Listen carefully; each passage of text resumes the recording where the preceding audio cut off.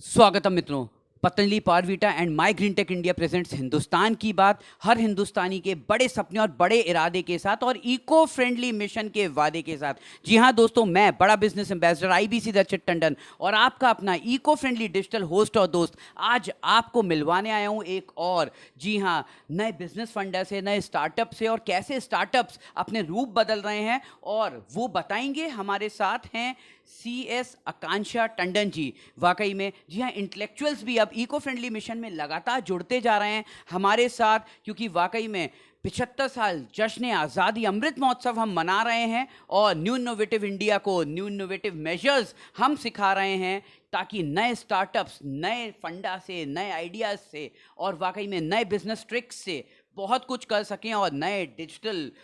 Solution से वो वाकई में अपने ब्रांड को एक डिजिटल ब्रांड, डिजिटल पावर दे सकें। तो आइए करते हैं हिंदुस्तान की बात सी एस आकांक्षा टंडन जी के साथ। आइए जानते हैं कैसा लगता है इन्हें eco friendly India, eco friendly mission से जुड़कर और हमारे my green tech India mission के बारे में। इको फ्रेंडली गणेश पूजा आज हम मना रहे हैं, उसके बारे में आप क्या कहेंगी? कितना ज़रूरी है इको फ्रेंडली सेलिब्रेशंस हर त्यौहार में, फेस्टिवल में? नमस्कार आप सभी को। जैसा कि प्राचीन काल से हम लोग जानते हैं कि हमारे भारत देश में और हम हिंदुओं में शुरू से ही गौ माता की और उनके गोबर की, जिसे कि हम काऊ डंग नाम से जानते हैं, उसकी कितनी इम्पोर्टेंस रही है। और जैसा कि आज भैया ने अभी बताया कि आज हम गणेश जी का, इको फ्रेंडली गणेश जी की पूजा कर रहे हैं और हम सभी जानते हैं कि जब वो गणेश जी विसर्जित होते हैं तो उस समय कितनी मात्रा में या कितनी क्वांटिटी में, हम इंडियंस में, महाराष्ट्र में स्पेशली देखा जाए तो हर जगह हर घर से एक गणेश जी को विसर्जित किया जाता है। और अगर हम इको फ्रेंडली गणेश जी का यूज़ करते हैं तो उसमें जितनी भी हमारी पवित्र नदियां हैं, पवित्र जो हमारे जल स्रोत हैं, उनमें किसी में भी किसी प्रकार का कोई पोल्यूशन ना नहीं होगा। और गौ माता का ये गोबर तो इतना शुद्ध है कि अगर ये जल में जाएगा भी तो शायद जल ही और पवित्र और शुद्ध बन सकेगा। तो इसलिए मैं आप सबसे आज यही कहना चाहूँगी कि जिस जिस घर में गणेश जी को स्थापित किया जाता है और फिर उनको उनका विसर्जन किया जाता है, तो कृपया करके एक बार वो इन गणेश जी का उपयोग ज़रूर करके देखें, क्योंकि इससे एक तो आपके घर में भी एक शुद्धता का वास आएगा, क्योंकि ये बने हैं शुद्ध। जो हमारे बाबा रामदेव जी भी कहते हैं कि हमें काऊ डंग का या गाय के इस गोबर का प्रयोग करना चाहिए, तो ये उसी शुद्ध गोबर से बने हुए गणेश जी हैं। और अगर हम इन्हें जल में प्रवाह करेंगे तो इससे ना ही तो हमारे जल का कोई प्रदूषण फैलेगा, ना ही हमारी नदियों को कोई इफ़ेक्ट पहुंचेगा और ना ही हमारे पर्यावरण ही दूषित होगा। क्योंकि इसी पर्यावरण में हम लोग रह रहे हैं जहाँ हम सांस ले रहे हैं, हमारे बच्चे सांस ले रहे हैं। और कोरोना के बाद से तो हम ये सब चीज़ें भी देख ही चुके हैं कि कैसे एक एक सांस की कीमत है हम लोगों के लिए। कितने लोग वेंटिलेटर पे गए जो वापस अपने घर नहीं आ सके। और जिस भी घर ने अपने घर का एक व्यक्ति खोया है वो इन चीज़ों की महत्वता को अवश्य समझेगा कि जैसे ही हम इसका प्रवाह करेंगे तो कतई किसी प्रकार का कोई प्रदूषण नहीं होगा। और रही ये बाकी चीज़ें भी हैं हमारे पास, जैसे कि ये एक मोबाइल स्टैंड है जिसको आप घर में एक फॉक स्टैंड, स्पून स्टैंड या फिर एक रिमोट स्टैंड, पेन स्टैंड, अनेक प्रकार से इसको आप यूज़ में ले सकते हैं। और आजकल हमारे बच्चों के भी स्कूलों में क्राफ्ट प्रोजेक्ट्स होते हैं जहाँ बच्चों को भी अनेक प्रकार की चीज़ें चाहिए, वस्तुएं चाहिए, तो उस तरीके से हम इसको यूज़ में ले सकते हैं। आज हर बच्चे के पास अपना एक स्टडी टेबल है, हर ऑफिस में एक पेन स्टैंड चाहिए, तो ये एक मल्टी यूज़ प्रोडक्ट है जिसको भी हम लोग काम में ले सकते हैं। ये है हमारा तीसरा प्रोडक्ट जो है एक घड़ी। और घड़ी मेरे हिसाब से हर घर में 4 या 5 वॉल क्लॉक्स तो होती ही होती हैं।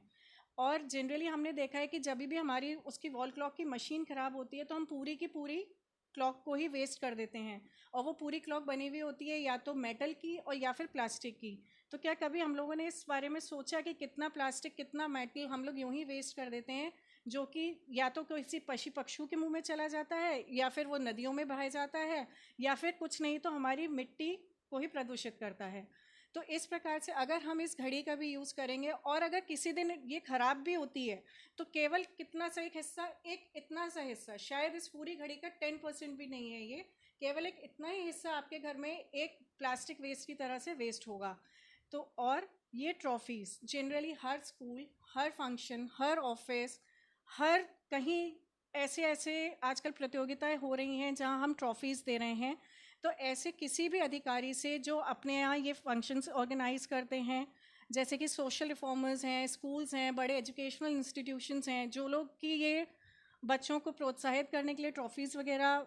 देते हैं, मतलब रेगुलर इंटरवल्स पे वो लोग डिस्ट्रीब्यूट करते हैं। और अभी जैसा कि आप सब जानते हैं बाल दिवस भी आने वाला है, और बाल दिवस पे या दिवाली दशहरा के फंक्शंस में तो अवश्य ही इन सब चीज़ों का अधिक से अधिक उपयोग किया जाता है। तो आप सबसे मेरा यही निवेदन है कि जहाँ तक हो ज़्यादा से ज़्यादा आप इसमें सहयोग करें, क्योंकि जिस घर भी ये जाएगा उस घर भी कोई प्रदूषण नहीं फैल रहा, उस घर के व्यक्ति द्वारा कोई प्रदूषण नहीं फैल रहा, और ना ही आपके द्वारा जो कि इस को तोहफे में देने जा रहे हैं उनके द्वारा ही कोई प्रदूषण फैल रहा है। तो जब हम सब एकजुट होकर एक संगठन बनाकर अगर हम इस पर्यावरण को संरक्षण करने के लिए, हमारे जैसा कि हमारे मोदी जी भी कहते हैं कि हमें पर्यावरण को स्वच्छ बनाना है, स्वच्छ पर्यावरण और स्वच्छ ही हमारा घर परिवार, तो स्वच्छ पर्यावरण स्वच्छ भारत, उस मिशन के अनुसार भी अगर हम इन सब चीज़ों का उपयोग करेंगे तो ज़रूर ही हमें, आपको, हमारे बच्चों को, हमारे घर के बुज़ुर्गों को इस चीज़ से अवश्य ही अवश्य सहायता मिलेगी। और जैसा कि हमें शुरू से बचपन से सिखाया गया है कि पर्यावरण बचाएं, पेड़ बचाएं, गौ माता की रक्षा करें, प्रदूषण को दूर भगाएं, तो इन सब चीज़ों को भी देखते हुए हमें इन सब चीज़ों का उपयोग करना अति आवश्यक होता जा रहा है। और रही समय की मांग, आज के टाइम पे जितना ओजोन लेयर से दिक्कतें लोगों को हो रही हैं, जितना प्रदूषण देश में फैलता जा रहा है, क्योंकि हम गाड़ियों से चलना तो आज के तेज़ गति के भारत में या तेज़ गति के इस दुनिया में नहीं रोक सकते, तो हम जहाँ तक प्रयास कर सकते हैं हमें प्रदूषण को रोकना चाहिए। तो हम सब मिलकर ये कोशिश कर सकते हैं, और चेंज तो इस